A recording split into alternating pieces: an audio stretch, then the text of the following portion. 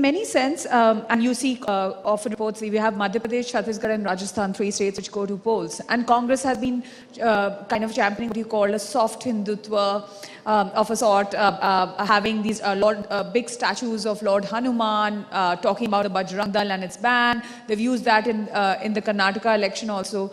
So don't you find it strange how Congress is trying to define Hindutva and why?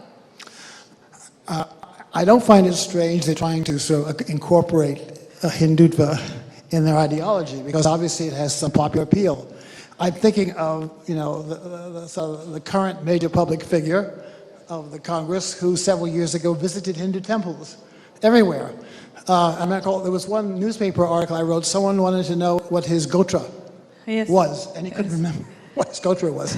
Somebody had to remind him what his gotra was, because as you know, you go to a temple and often the priest will ask you what your gotra is.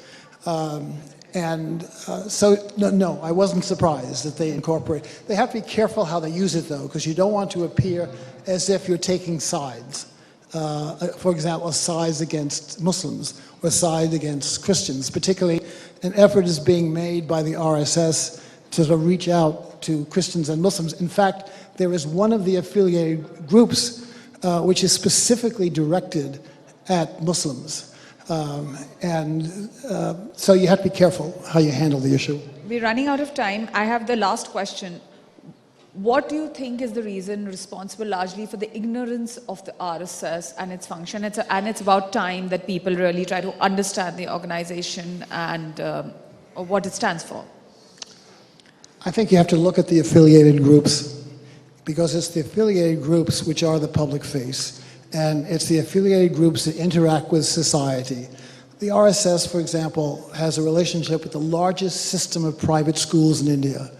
The whole issue of education is very important today in India. What do you include in education so that Indians are trained for this rapid economic growth that's taking place?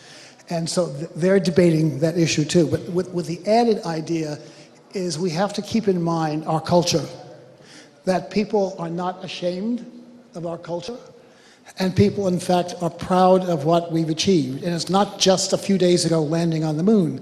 There have been many other achievements in this culture as well, so that they are aware of that, proud of it, that I think becomes the sense of what they're trying to do.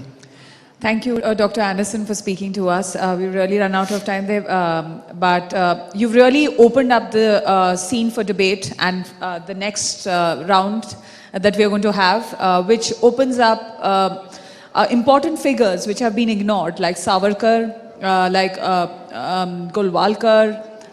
We've not been understanding the role of the RSS and many other affiliates of it. So I think you've shed a light and left much room for debate in the forthcoming sessions. Thank you. Thank you.